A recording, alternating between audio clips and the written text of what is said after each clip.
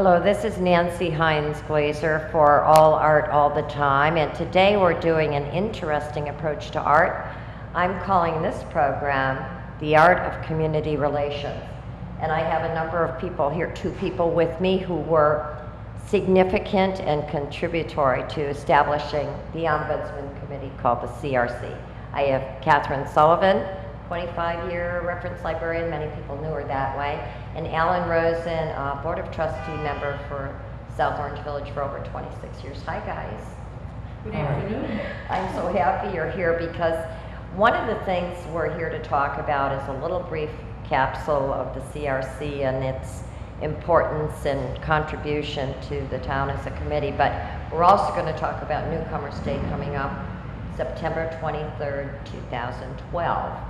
I want to ask Mr. Rosen, if you don't mind starting. I think you were one of the people that first recognized the importance of the Ombudsman Committee, the CRC. Is that correct? That's correct. Yeah. And I helped found it. In 1980, the committee was established by special resolution, and you were a part of advocating for that. Correct. And at the time, you and I talked, you said there were a couple of reasons for it, but correct me. There were 5 specific goals that we set for the CRC initially. One, we were not satisfied with the dissemination of publicity for South Orange, and we wanted an organization that could send out positive news about South Orange. All the good stuff that was going on. All the good stuff Yep. that was going on. Secondly, we were seeking for an organization that could serve, as you called it, an ombudsman function in case of any disputes that For the might public. arise within the village. Yeah. For the residents and the citizens, right? Thirdly, we were seeking to set up a better relationship with Seton Hall. And one of the initial jobs of the CRC was to liaise with Seton Hall. And that mission continues for all of us, though, in the community. We're still all working it out.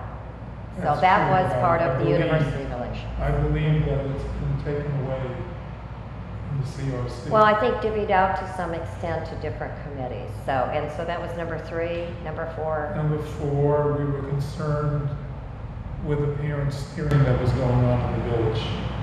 Real Okay, estate no, steering at the time. It was real estate steering, and we wanted to counteract that, and that was assigned to the committee. And fifthly, we wanted a committee that could also help welcome in a knowledgeable way newcomers to the village.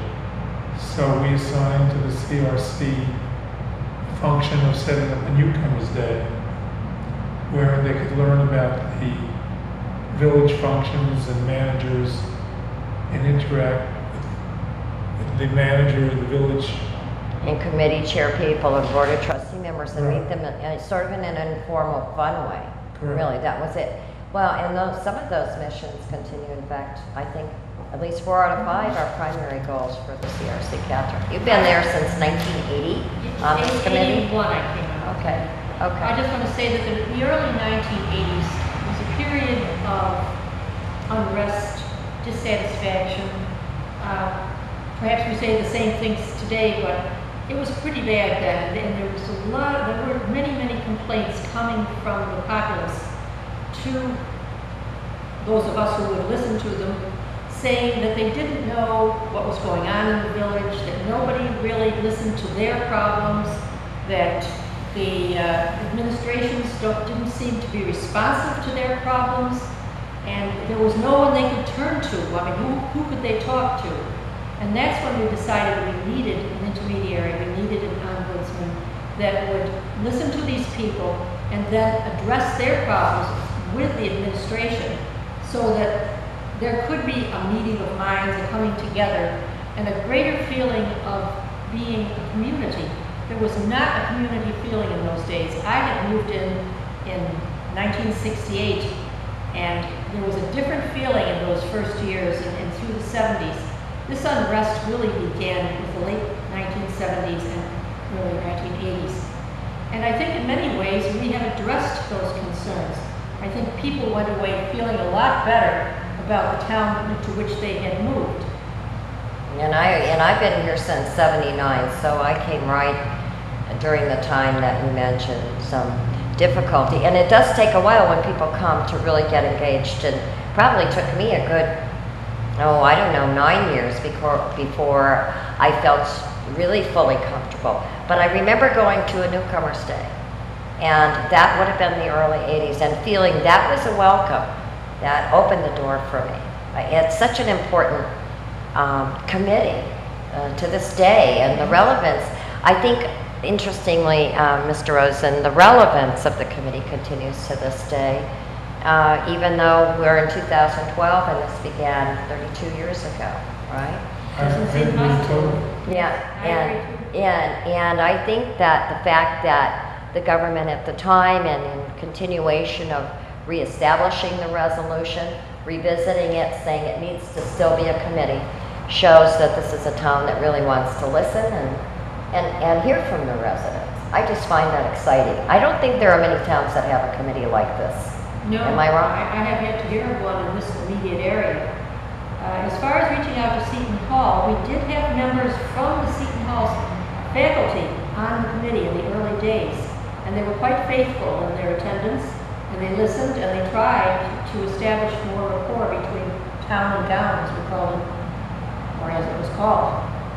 And I mean, I think we've all been trying, we continue to try, and it's a new day and it's always difficult. Every town that has a college in it has its challenges. I don't care where it is or what part of the country. It's just the nature of young people trying to grow into adulthood, experimenting, but we have so many good students who work in our downtown stores who bring the vitality of sort of that missing age group. Because our kids have left the schools and gone off to seek their own identity in colleges, not always around here. So I find it really refreshing to have them here myself. But anyway, when we were planning to do a review of all the contributions of the CRC, there have been many. I know one of them we have pretty much in our hands, and most people know of it, but don't know where it started. So Catherine, would you just talk a little bit about that? Well, we decided we needed a published vehicle to reach all the people in the community, and I don't remember who came up with the idea of a newsletter called Gaslight, but initially it was published or written by one of our members, with all of us contributing and having it printed and distributed via the mail to all of the members of the community. Ultimately, we hired professionals. It was too much for a bunch of volunteers to handle, really, and it needed to be more professional anyway. And that's what happened, I believe.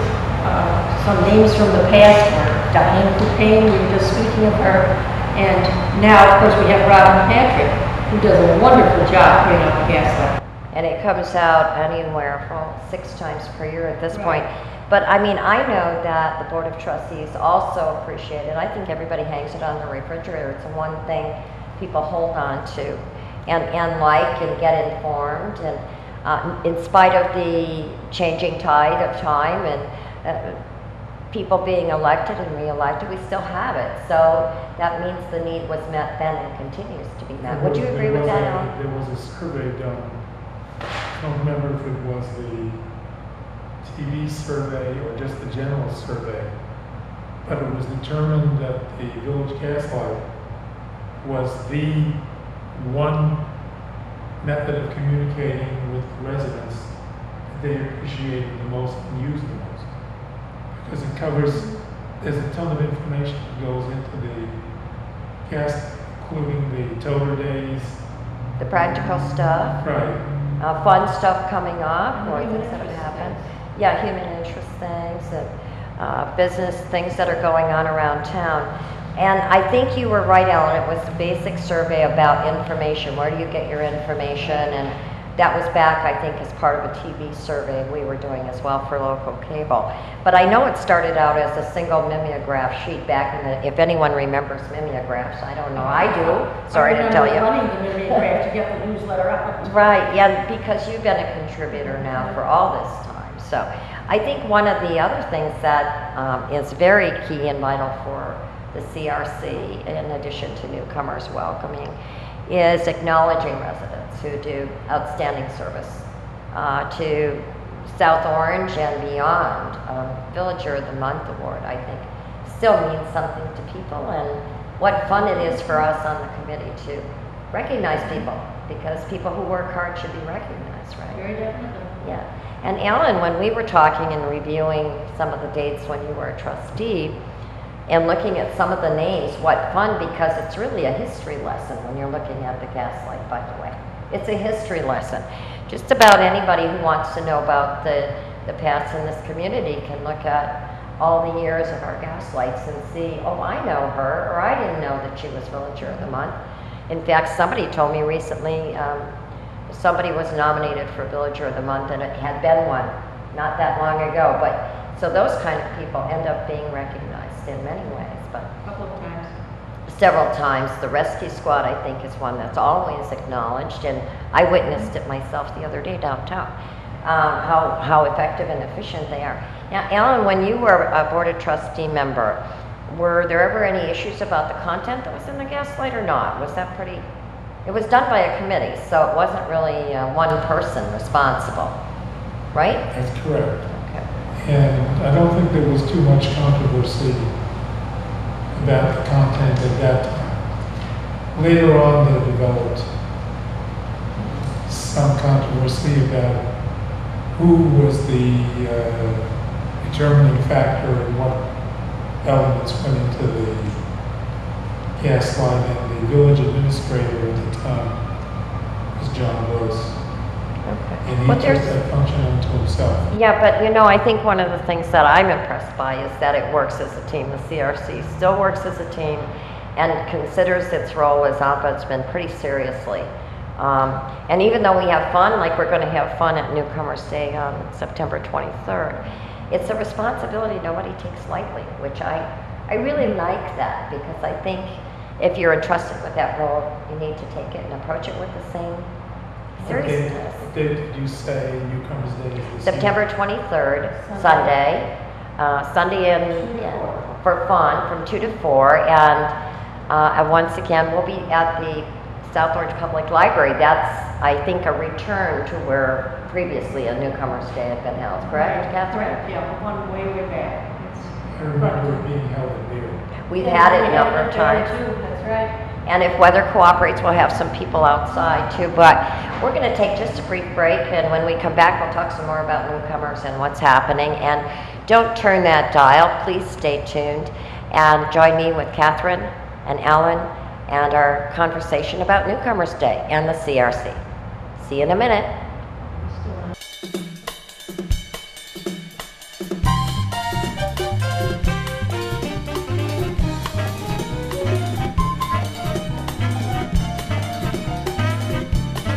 And welcome back. Nancy Heins Glazer for All Art All the Time, and we're stretching that just a little bit to talk about the art of community relations today. Alan Rosen, Catherine Sullivan, both notable people from South Orange through many years of contribution of time and talent here. But when we went away to break, we were just talking a little bit about the Gaslight and Newcomers Day coming up and getting people jazzed up to come out. Catherine, I did think it was important, the point that you raised about administrations challenging the concept of an ombudsman from time to time through the years, and that the committee has stuck to its guns and stayed true. I did have another sentence I wanted to add, that Alan always went to bat for us. He always fought for us. And I think he was very much a part of the fact that they backed down. Each administration, well, there weren't that many that fought us really, but of the couple that did, Alan was there fighting. Yay. And because the public really won't be denied, can't be denied, and shouldn't, and I think the fact that it's still going strong as a committee for 32 years says something and is a testament to people who've been on it all through time. So, and we're always looking for more people to join who have a pure heart and want to contribute to the community. And are willing to work. And are willing to work, because it does involve work, and taking that responsibility seriously. Now, Ellen, you were a Board of Trustee member for 26 years and are alive to talk about it. What would you say was the constant in the people who seem to be on the CRC? What do you think as an observer? They were all good, hardworking people. And busy. Dedicated. Yeah, and busy. In fact, many committee people in town in general are busy. If you want something done, you give it to a busy person, and that's really true for the CRC. Now, this year we have a whole bunch of the other thing I forgot to mention is Village of Glow, which was started by the CRC. Now, you were around during that time, right? That was in the early 80s, mid 80s, maybe? I would say mid to late 80s. Okay. It's difficult to remember whose idea it was. It was based on a particular program in Mexico, which Luminaria were lit at holiday time. And we envisioned these beautiful lights all around the park for a week or two prior to the holidays. The candles stood in bags of sand. The Boy Scouts lit the candles. And it was quite impressive, quite impressive. We did turn it over, as we did many of the things that we started, to a committee, a private committee, which took care of it from there on in. We were a small group, and it was kind of hard to run around the park lighting candles. In December, when it often snows and it's icy, right? You know, it spread. It wasn't only in the park. It was also on any variety of streets. Well, In the village. My own street was part of the Montrose Park Neighborhood Association, and they sold the candles, the bags. And I remember going from house to house peddling them, and it was amazing. People loved them. In fact, when we discontinued it, they were very upset. They said, "Where are our candles?" yeah, and you know, the South Orange Productions, the movie group, and I was part of that, expanded upon what was already done, but made it on New Year's Eve, so that there was no one offended in the slightest way, but throughout the village. And it was a way to unify through luminary lights. So I'm proud to say we stole that idea from the CRC, but we honestly always have given credit as credit is due. And I think the luminary candles around the duck pond were kind of fun. It welcomed in Santa, who used to ride in on the fire engine, if I recall, and cocoa was served around the fire in the skate house. Right? Right. So now this year's Newcomers Day, because it's relocating to the library, is going to be just a little bit different. So, Alan, we hope you'll be there because you're still actively involved with the TV committee, so we hope to see you there. We also have put a call out to former Villagers of the Month for a good group photo op to see the number of amazing people we have here, right? What else is going on at the library, do you know? At the library is very, very busy. There's all kinds of things going on. There's a weekly lecture program, there's a film program, there are book groups. And there's still stuff going on that day of Newcomers. There'll be things going on, children's activities. Children's room will be open, the kids will be coming into the library. Yes, there will be a lot going on that day. And organizations will have a chance to have a table. And somebody said, well, how many do you get for newcomers? And, you know, I think the honest answer is you really just don't know. But we've taken the time to plan it now, so it's on a Sunday, a little bit of free family time. It's fun. Moms and dads pretty much have already registered their kids for school.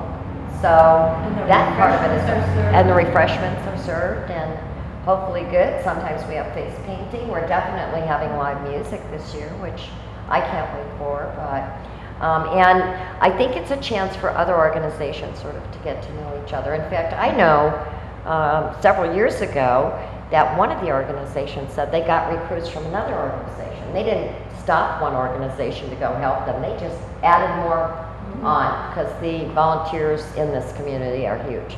The number of them, it's constant, very involved and engaged. But just to go back on a prior topic, that's one thing the Seton Hall students have contributed greatly to volunteerism in South Orange, both the river cleanup and various other things that they do through Dove. Dove, absolutely. They were actually recognized as villagers a couple of years ago. I mean, a couple of months ago. Yeah, Alan, now when you used to come for the Newcomers Day as a Board of Trustee member, was it kind of fun having that opportunity not to have to be sitting up on the dais, but to meet people and shake their hand in person? It was fun, and then I was also representing for a time the TV committee. I mean, one of the things about Newcomers Day is you get a chance not only to meet the village managers, but also to visit with organizations that are active in the village. Committees as well. And if you're interested in working with or for one of them, you can join up. I mean, I would say, I think it used to be, obviously it depends on the number of people who move in. Yeah, we have an increased number this year, I think. Catherine, how many do we have moving in? We are between 200 and 300. I have not That's great. counted lately. That's great. That's much better than it was for quite a few years when, well, real estate took a dive. Yeah. But I think that then the people turning out used to average somewhere between 50 and 75. And I do know, photographing Newcomers Day in 2008, it was a totally different scenario because everybody it was right after, around the financial difficulties in the country, so people were really scared, but they came out anyway to try to feel good about being connected to a new town. And we call it newcomers, all-comers, because we encourage people who've been here a long time and want to come back out and meet new people, right? That's right. We have demographics, all ages, we're a diverse community. It's a lot of fun, I think. Mostly it just makes you feel like you've picked the right place. As a young couple moving in, it's pretty hard to know. You know, you've both raised your kids here, right? Right, right. And for a long time, I don't have kids, but I got very involved in the community because it's just so welcoming. And some of the photos that are behind me here are other things, are sort of visuals representing Newcomers Day or things that CRC has done. The other thing CRC got involved with is having a volunteer summit. So our nonprofits had a chance and had a chance to interact with one another and have a little fun themselves because they're always working so hard. I think one year we talked about making the most of the internet, and as things change and we get older, it's at warp speed for me. So, but the other thing is, as I was looking through these gas lights, I've noticed the arts surveys were done years ago saying surveys support a strong arts community, and the financial aspects of the country have challenged that from time to time. Indoor, outdoor art shows. When we had the re-landscaping on South Orange Avenue, it's talked about. And here it is, one. Alan, were you on the Board of Trustees? Zero increase in local taxes for 1996. Was that you? Yeah. All by yourself? Yeah, I think, no, but I mean, imagine, you know, of course, in this day and age, it's hard. There's some people, in fact, a gentleman who I've known, who I knew through the TV station, didn't know had been Villager in the Month until I reviewed him myself, and that's Dave and Patty. Mm-hmm. And we just lost Dave, unfortunately. He was a longtime resident, great guy. Eleanor Farrell was a Villager of the Month. I have a note I just read saying thank you to the CRC. It meant a lot to her. The poor little girl, as she said, the poor little girl was queen for a day, and it meant a lot. And we had also Mr. Don Thomas, another person who recently passed away, Dr. Thomas, who was in gratitude for the recognition. I think that's all people want, is to feel like that you really mean it, that you really like them, and you're really welcoming.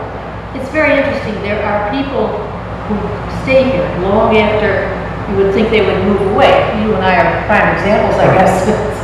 And I run into people whose children went to school with my children who are still here. Maybe they're in one of the senior buildings, but they're still living in South Orange and they don't want to leave.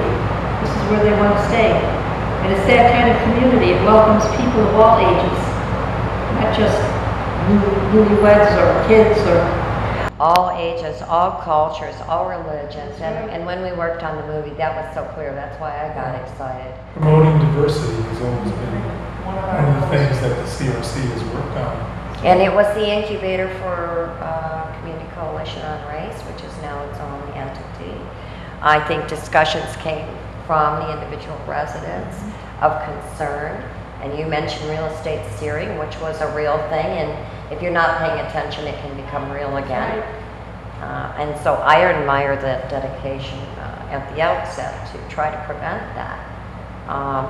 I also think that we, as the CRC, encouraged the start of the informal town meetings, so you could go without fear of being on camera. The good news is technology took us to have all the meetings be open to the public and on camera, but sometimes there's just, you need some opportunity to talk where it isn't in front of the cameras, or people become shy and they're afraid, they don't want to be open.